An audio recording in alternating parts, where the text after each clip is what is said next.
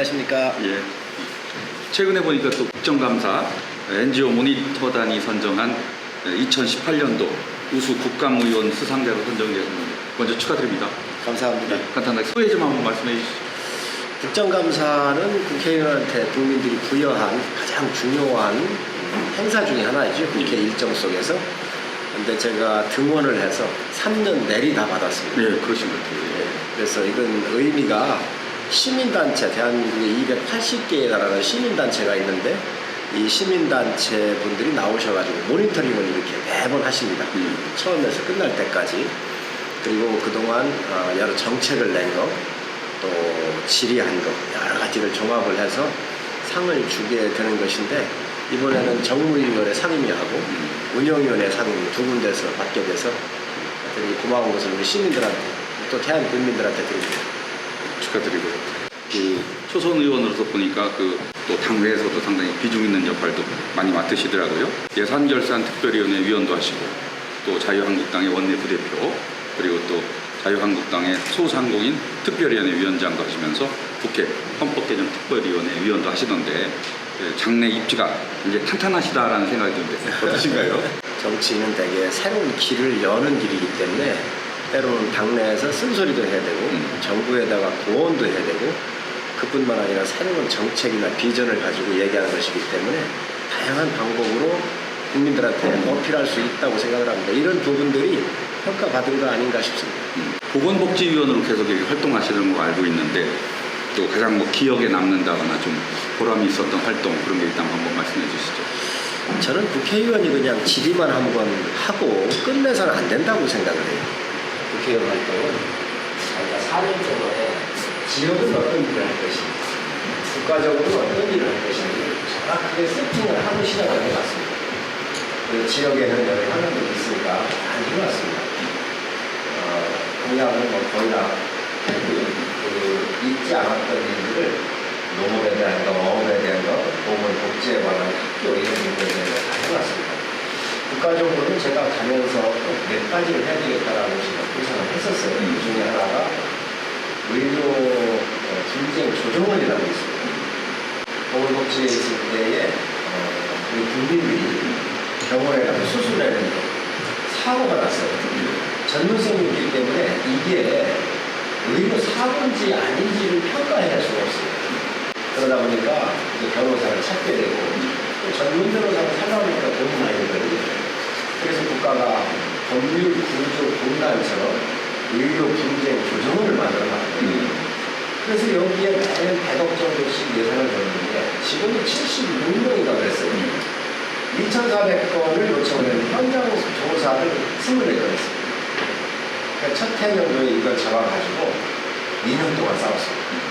그래서 예결이 들어가 있었을 때 이 100억에 플러스 새로운 예산을 달라고 했는데 30% 절감을 이 100억의 예산을 쓰는데 24건 현장 조사를 했으니 100건 정도를 1억씩만 줘도 아마 100건을 해결했을 거예요. 너무너무 잘못되어 있는 거예요. 그래서 이것을 아주 이슈화시켜가지고 완전히 2년 동안 다 개혁을 해봤고, 또 법으로도 입법 조치를 해봤습니다. 그래서 심지어 당시 유일로 경제기획을 부총리한테 얘기를 해서 여기에 아주 새로운 바람으로 전 부처적으로 협력을 해가지고 혁신을 해봤고, 그 다음에 제가 주말이면 내려와가지고 2주에 한 번씩 봉사활동을 지원해서 쭉 키우는데, 여기가 이제 요양원 같은 거예요. 요양원 사람 많은 거예요. 너무너무 소리가 많아서 어른들을 살펴야 되는 요양보호사라든가 유치원 선생님들이 삶 속에 살고 있습니다. 그래서 이것을 한 40%씩을 다 줄여놨습니다.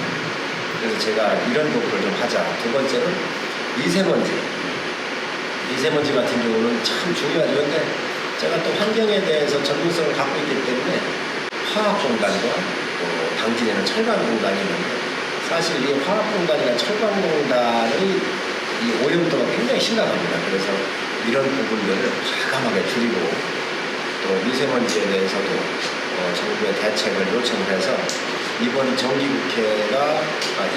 정기국회에서 제가 질의를 여러 장관들과 각 부처에 다 했습니다. 아마 처음일 거예요. 되게 한 장관 넣고 묻고 끝나고 하는데 환경부, 산림청장, 국무총리, 산업부 장관, 환경부 장관, 농림부 장관까지 다 연결되어 있습니다. 미세먼지라고 하는 게 그냥 일정한 한 곳에서 나오는 게 아니라 자동차에서부터 건설 현장, 우리가 농축업을 하고 있는 이러한 축산 폐수라든가 또 하수종말처리장, 공장 모든 곳에 연결이 되어 있거든요. 그래서 이것을 질의를 했더니 국무총리께서 국무회의를 하시다가 성일종 의원의 질의를 들어보니까 그게 정말 맞는 얘기더라.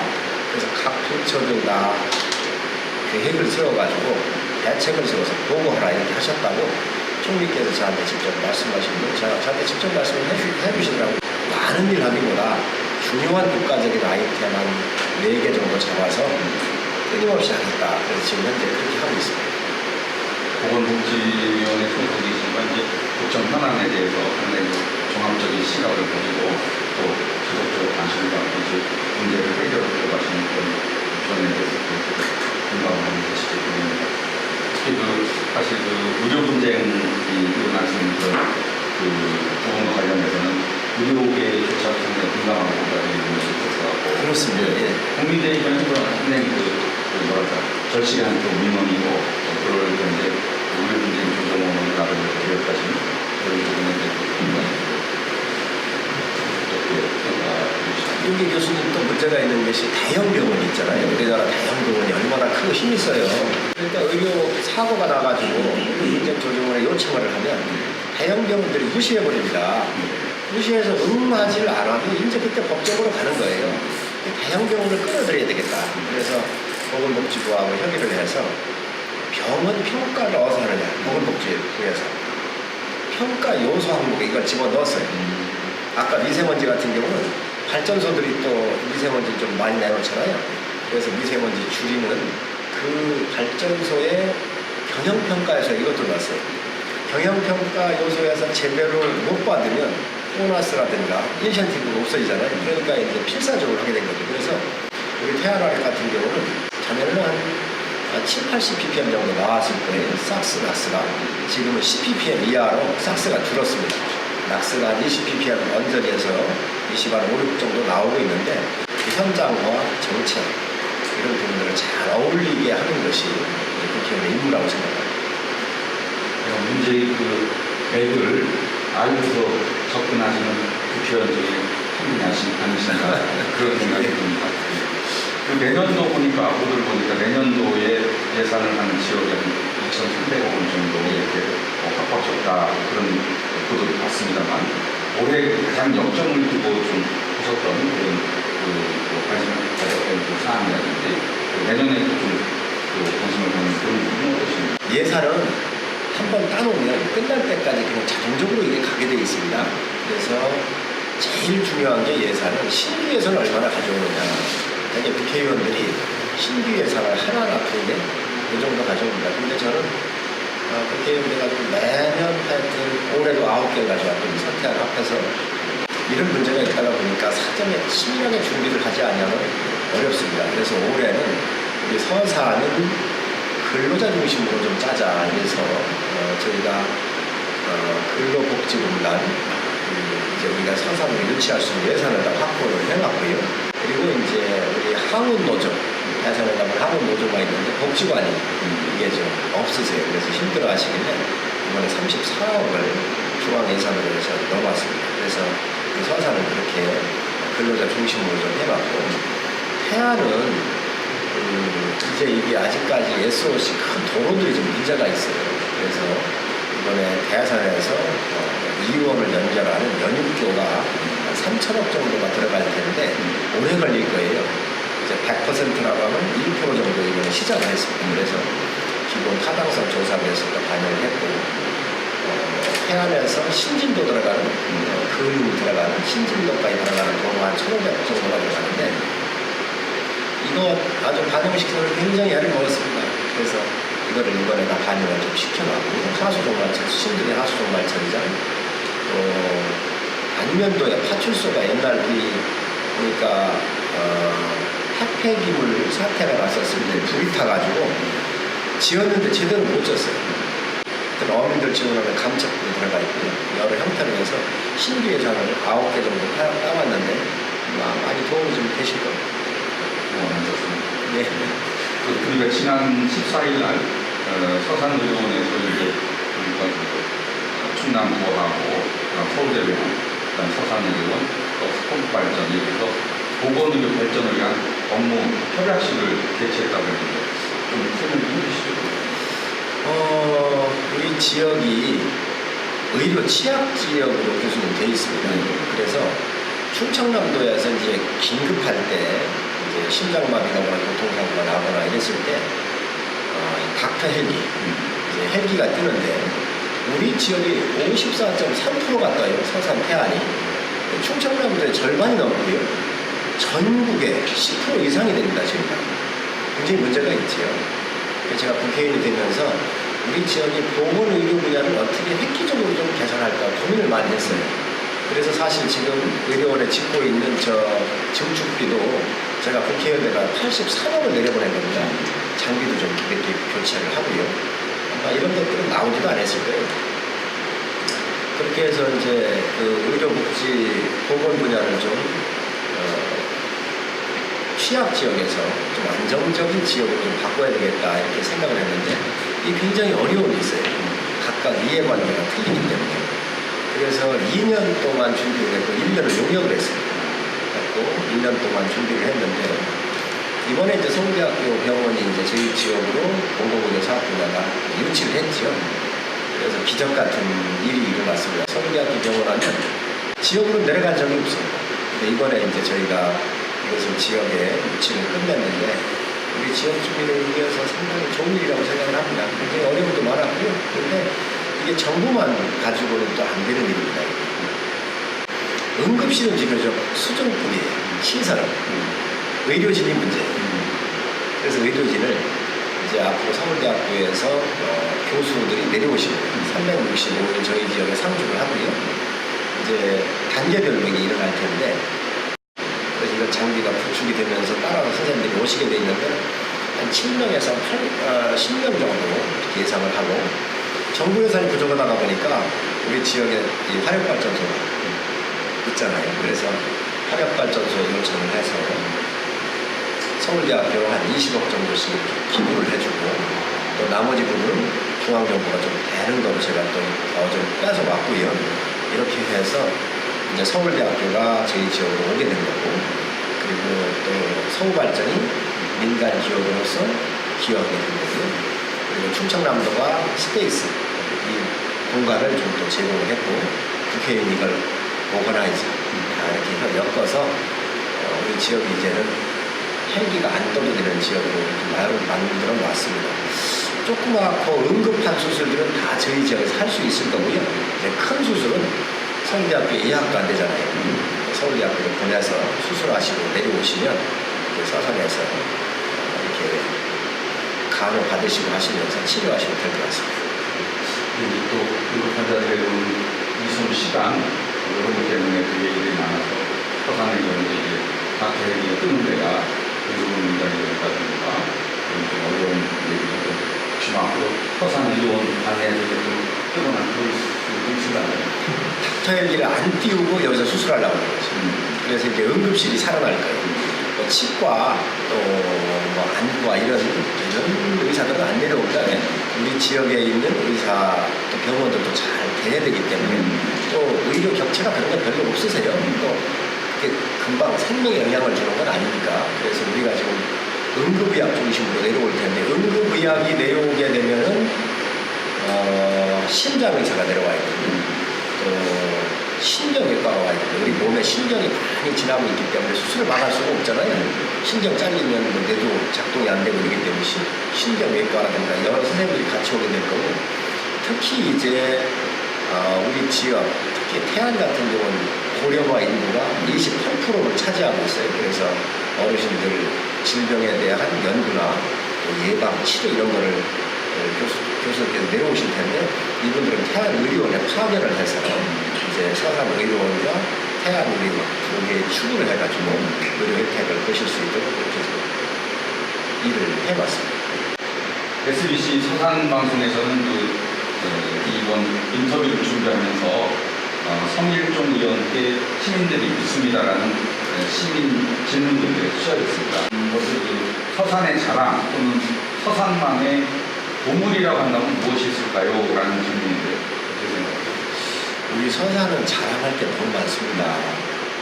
우리 대한민국 중에서 우리 지역만큼 자랑할 게 이렇게 많은 데가 많지 않거든요. 우선 자연환경. 보세요. 우리 팔봉산 이제 백대명산이거든요. 가야산 백대명산이잖아요. 가야산을 중심으로 옛날에 사찰이 100개가 있었다는 거죠. 가야라고 하는 게 불교 용어잖아요. 불교의 정토였거든요. 그러다가 보니 자연환경, 산, 바다, 강, 넓은 농토가 다 있는 반면에 이 가야산을 중심으로 한 문화가 어마어마하게 융성했었던 것이고요. 또 우리 지역이 한반도의 대외 창구 역할을 했습니다. 굉장히 자연환경, 역사, 문화, 또 요즘에는 산업이 우리가 석유화학산업 같은 경우 세계 5개 단지잖아요. 앞으로 여기에다가 이제 우리가 문산에 갖고 있는 340만 평의 어마어마한 저런 목장의 부지인데 여기에 생명공학 밸리를 한번 만들어 보려고 시범사하고 3년 동안 18억을 내서 연구를 하고 있습니다. 이러한 자연환경, 지금 갖고 있는 자산, 바다면 바다, 농토면 농토, 문화면 문화, 산업이면 산업, 더 이상 뭐 자랑할 수 있습니다. 더 이상 자랑을 어떻게 할 수가 없는 거죠. 그럼 혹시 가장 또 시급히 좀 추진돼야 될 사항 의원님이 보시거든요. 제가 해보니까 도시가 발전하려면 두 가지 기능을 가져야 됩니다. 교육, 의료, 보건 분야. 교육도 제가 국회의원 돼서 보니까 정부가 공교육 활성화한다 그래가지고 사립학교를 지원하는데 굉장히 인색했습니다. 윤석열 씨니까 잘 아시지만 공립학교는 좀 많이 지원을 했어요. 근데 사립학교가 지원이 좀 안 됐더라는 거예요. 이런 쪽에다가도 중앙정부의 예산을 다 올해까지 마무리를 좀 해놨습니다. 앞으로도 더 좀 내려보내서 이 사교육이 좀 줄어들면서 학교 교육이 정상화할 수 있도록 이렇게 해놓으면 이제 교육이 한식이 쓸 거고요. 이번에 이제 서울대학교 병원이 왔으니까 이 두 축으로 좀 쓰게 되면 산업은 어차피 있는 것이니까 우리 서산이 다른 지역에 비해서 굉장한 역동성과 활력을 갖지 않을까 생각하고 있습니다. 산업 폐기물 내립장에 대한 질문입니다. 현재 행정소송이 진행 중이고 지난 21일에는 세종시 행정심판위원회에 행정심판이 있었는데 의원님 생각하시기에 상대장의 주요 문제는 뭐고 어떻게 좀 해결되면 좋을까? 우리 서산 시민들이 굉장히 위대하십니다. 저는 제가 우리 시민들한테 정말 절하면서 감사한다고 생각을 해요. 근데 산업 폐기물에 대해서는 시민들이 잘 모르세요. 전문 분야라. 근데 의식 있는 우리 서산 시민들이 들고 일어나가지고 21일 날 행정 심판을 자진 철회를 했죠. 업자가 늦었지만 다행이라고 생각하고 철회해 주신 우리 기업한테도 제가 하여튼 어려운 결단 내렸다는 말씀 제가 드립니다. 마셨다 하면 발암물질이 어마어마한 거예요. 그런데 이거를 우리 지역의 오토밸리 산단에다가 전국에 있는 쓰레기를 132만 4천 톤을 묻겠다는 거잖아요. 핵폭탄은 떨어지면 핵의 반감기라는 게 있어요. 시간이 지나가면서 줄어드는 것이죠. 중금속은 반감기가 없습니다. 이러한 어마어마한 중금속하고 2차, 3차 반응을 일으킬 수도 있고요. 또 이 시민투를 했었을 때 금이 가면 그 침출수가 들어가서 지하수를 오염시키기 때문에 굉장히 위험스럽습니다. 그래서 그 밑에다가 벤토라이트라고 우리 옛날 학교 다닐 때 찰흙 있잖아요. 미술 시간에 만졌던 그런 찰흙을 1m 이상을 벽으로 하고 바닥으로 합니다. 이 물에다가 잉크 한 방울을 좀 떨어뜨려 보세요. 파래지죠. 그런데 이 잉크 한 방울 바닷물에 떨어뜨리거나 강물에 떨어뜨리면 흔적을 못 찾습니다. 그런데 자연계는 이런 오염원이 이렇게 들어올 때 스스로 정화하고 치유할 수 있는 임계적 용량치를 가지고 있어요. 이 임계적 용량치를 우리가 오염 과량이라고 해요. 전문 용어로. 전국에 있는 쓰레기를 2, 3년 안에 132만 4천 분배를 우리 지역에다 갖다 묻겠다. 이 어마어마한 폐수, 이 어마어마한 분지, 여기서 썩으면서 나오는 가스가 우리 서산시로서는 감당이 어렵습니다. 서산의 환경. 너무 오염고량을 오버하는 것이지. 이때 재앙이 옵니다. 그런데 이번에 이것을 시민들이 들고 일어났고 이것을 좀 막았잖아요. 정말 다행이고 정말 지금 우리가 살고 있는 서산 땅은 상스러운 땅이잖아요. 우리가 채무자입니다. 빌려 쓰고 있는 것이죠. 우리도 조상들한테 빌려 쓰고 우리한테 물려준 건데 우리도 잘 쓰고 후손한테 넘겨줘야 합니다. 우리가 채권자가 아니에요. 막 훼손할 가치가 없어요. 자격이 없어요.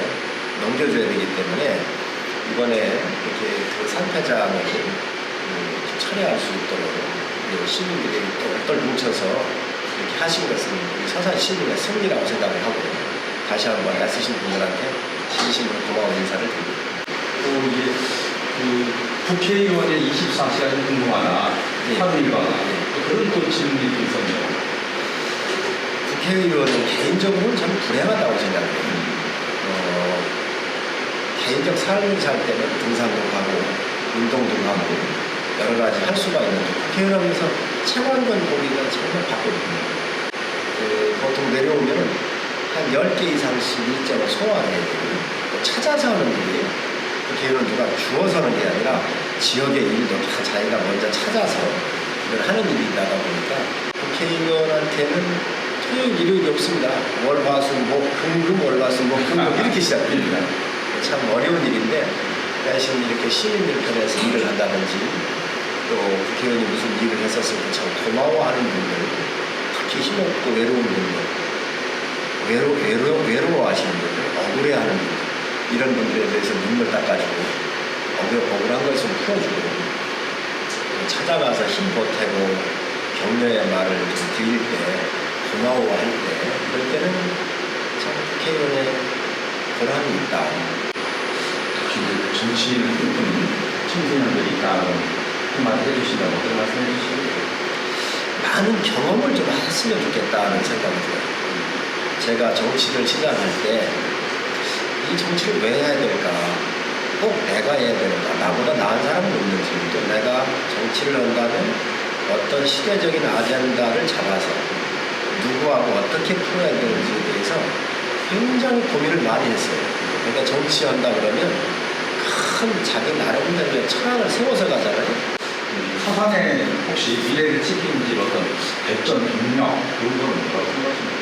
국회의원은 그 지역에 30년, 100년을 그려가지고 미래의 성장 동력 기지가 될 수 있도록 해야 돼요. 그리고 우리 서산 태안이 대한민국이 발전할 거 아니겠어요? 발전하는데 그래도 우리 지역이 처지지 않냐고 그 발전의 속도에 조금은 앞서서 끌고 가야 한다고 생각해요. 그래서 우리 지역을 이렇게 봤었을 때 제가 구상하는 거는 대선 같은 경우는 지금 우리가 석유화학 단지가 있는데 앞으로는 미래형 자동차는 비행자동차 시대가 옵니다. 이제 우리 지역에서 주행으로 가고 널러가지고 서울까지 가는 거죠. 아마 3, 40분이면 서울 왔다 갔다 할 거예요. 이런 시대가 이미 미국의 테슬라사에서 비행자동차가 나왔는데 비싸서 못 하잖아요. 이거를 현실화시키는 데는 소재가 가벼워요. 이 소재는 어디서 나오느냐? 탄소에서 좀 많이 나오는데 우리 탄소를 다루는 데가 석유화학 공간이잖아요. 그래서 옆에다가 지금 고분자 화학을 이용한 고도 정밀화학단지를 지금 현재 100만 평 규모로 만들고 있습니다. 이 산업부가 여러 번 제가 회의를 해서 했는데 전번에 왔을 때 공해기업을 몇 개 넣어놨어요. 그래서 이거 안 되겠다 하고 제가 다시 되돌려고 했거든요. 그래서 대산에는 고분자 정밀화학단지를 좀 만들고 그리고 아까 말씀드린 문산에는 이제 시범사업이 끝나면 국가과학기술위원회를 통과를 해서 여기 생명공학 단지를 만들어 놓으면 또 우리 지역에 이제 서산에 서울대학교 병원이 왔잖아요. 또 생명공학단지, 서울대학교 병원, 또 노령 인구가 증가하고 있으니까 태안의 의료원, 그리고 고분자 정밀화학단지 이렇게 해서 이게 생명공학과 고분자 정밀화학 이런 것들이 다 융복합 4차 산업혁명 시대에는 융복합 시대이기 때문에 이러한 산업으로 우리 지역을 이끌어가야 한다. 대한민국을 이끌어가야 한다. 그래서 이 그림을 그린 것은 잘 이렇게 입지만 선정을 하고 또 기업들 유치만 되면 자동적으로 아마 굴러갈 거라고 예상을 해요. 그래서 제가 국회의원으로서 그리는 것은 우리 서산의 100년을 디자인하면서 앞으로 이런 미래 먹거리의 성장의 핵심 동력, 기지로서 꼭 자리매김을 해야 된다. 생명공학단지, 보부자, 전문과학단지, 우리 서울대학교, 병원 이런 구조의 틀을 짜는 게 바로 100년을 그리기 위해서 짜고 있습니다. 예반입니다만 지금 어쨌든 국회의원 소속된 정당하고 시장이 좀 소속된 정당이 좀 다릅니다만 이렇게 시장하고 국회의원하고는 서로 소통을 잘 하고 계신 거예요. 우선 우리 맹정호 시장 또 태안의 우리 가세로 교수님 두 분 다 아주 훌륭한 인품을 갖고 계세요. 무엇보다도 사람이 이렇게 서로 소통하는 거에 가장 기본은 인성이잖아요. 무엇보다 따뜻한 인품을 갖고 계시고 지역에 열정이 있기 때문에 격이 없습니다. 그 다음에 지역에서 지역 일을 하는데 무슨 정당이 필요가 있겠습니까? 저 그런 거 따지면 그거는 시민들이 권력을 위임을 했는데 지역을 잘해라 만들어라 했는데 당이 틀리고 뭐 이렇다 그래가지고 그게 삐걱거리고 절대로 안 될 일이고 정말 아주 모든 이야기를 다 놓고 소통하면서 상의하고 또 제가도 먼저 전화하고 시장도 먼저 전화하고 교수님도 전화하고 이래 하면서 우리 지역들도 늘 함께하고 있습니다. 서산방송을 애청하시는 우리 서산 시민 여러분 새해 복 많이 받으십시오. 우리 지역의 서산방송처럼 살아있는 방송이 있다고 하는 것은 큰 축복입니다. 생생한 현장의 뉴스와 또 뉴스 메이커들을 직접 만나보실 수 있도록 이런 서산방송이 여러분 곁에 있는 것은 그만큼 정보나 생활에서 윤택해질 수 있는 것입니다. 앞으로 서산방송에서 찾아서 생생하게 들려주는 여러 정보 또 기회 이런 것들을 잘 잡으셔서 우리 서산 멋지게 만드시고 성공하는 삶 사시고 우리 2019년 새해 복 많이 받으셔서 모두가 주인공 되시는 새해 되시기를 소망하겠습니다. 감사합니다.